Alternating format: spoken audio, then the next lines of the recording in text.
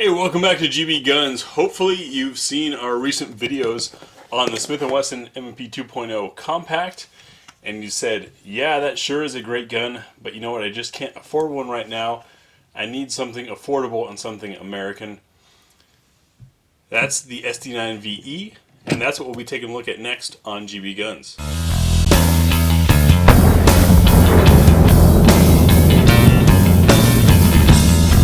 So, to be honest with you, of the hundreds of guns that I've shot and dozens and dozens that we've reviewed, the SD9 VE I don't have a whole lot of experience with.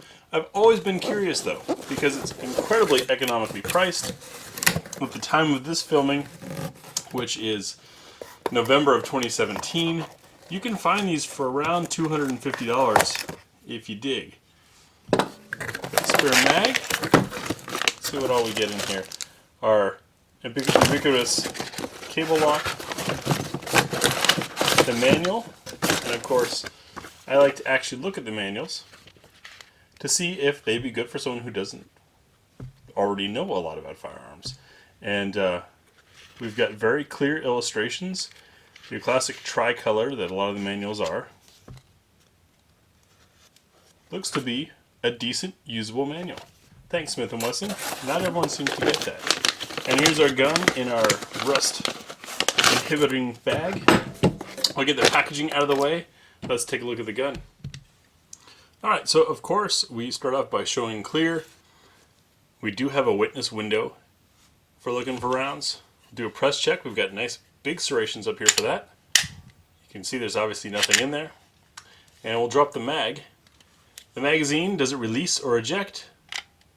I would call that a release.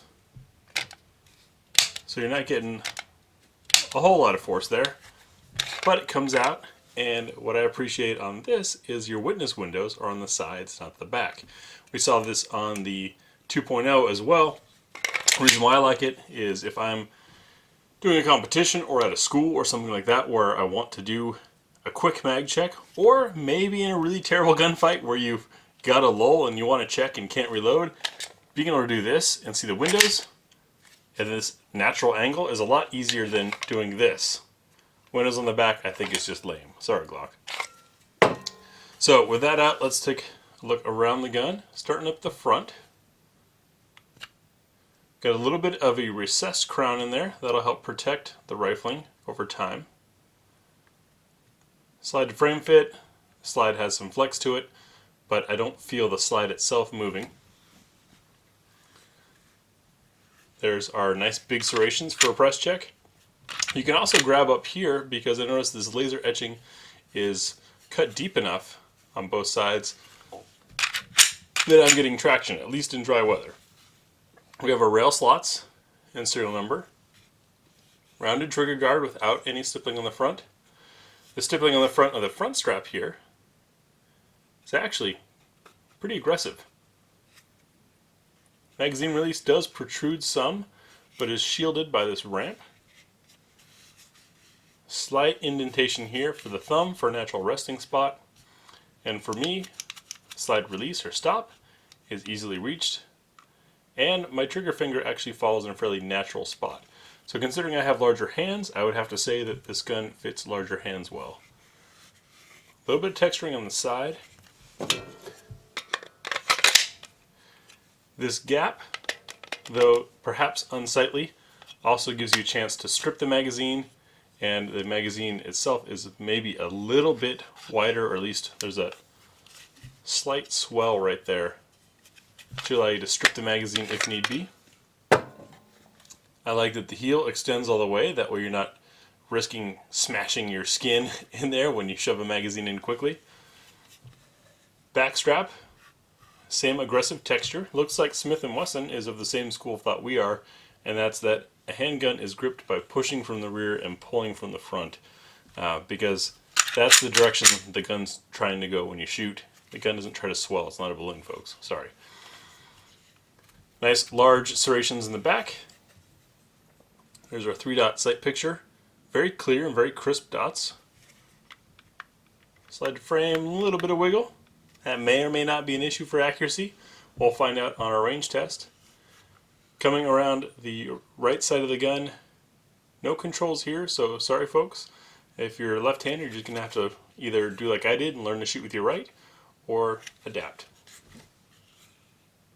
Overall, a very good looking gun for 250 bucks.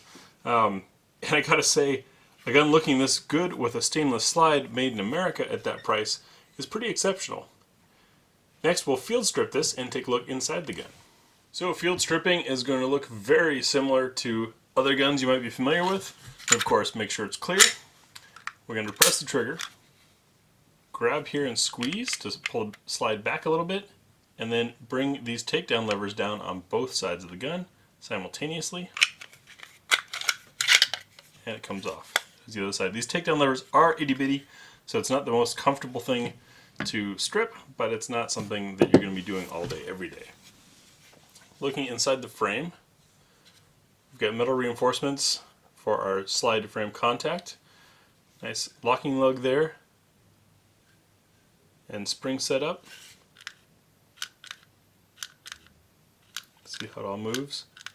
Looks familiar to other gun models out there. Everything very cleanly machined, which is, I find, refreshing. You know, there have been a lot of these guns made. They've been on the market for a long time, and sometimes manufacturers get lazy and they let their tooling kind of get worn out.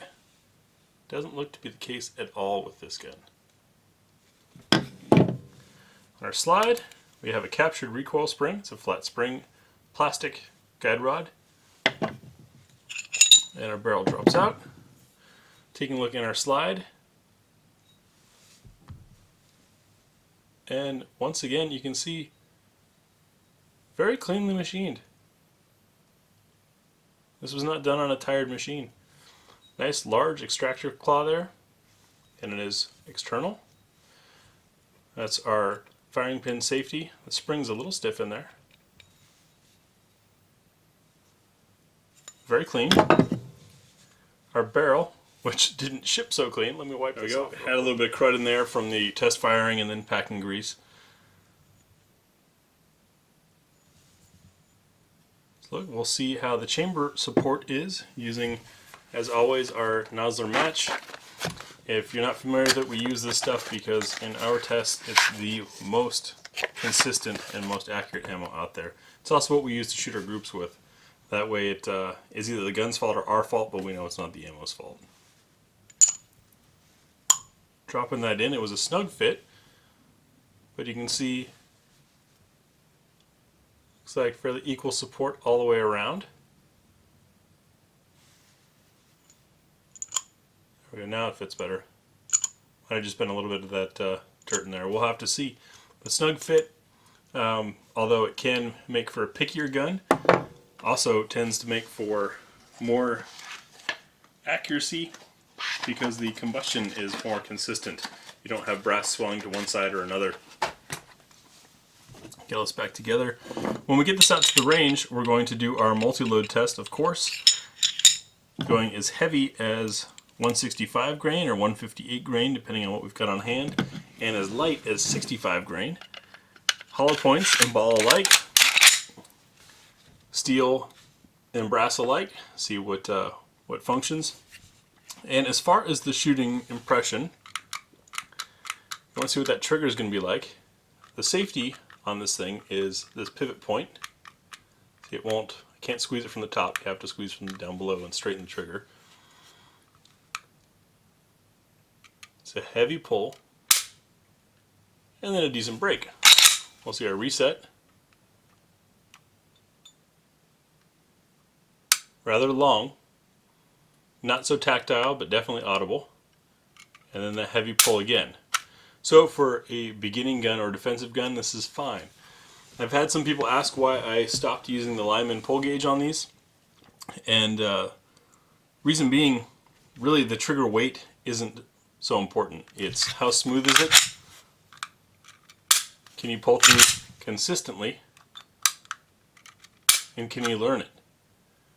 I have yet to, well, I take that back. I have met some people who couldn't pull a 12-pound trigger, but for the most part, trigger weight, really that's just a way of, if a trigger is super light, that's a great way to hide any inefficiencies in the trigger. You can hear a lot of squeaking going on in this, and movement. I'm okay with that now because it's brand new out of the box and a very affordable gun. How it performs on the range, we will see. I know that this gun's been out for years, which means some of you probably already have one or are considering one. I'd like to hear your experiences, tips, tricks, pros, cons.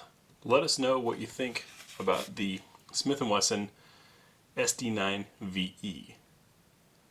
Thanks for watching, and we'll see you on the range.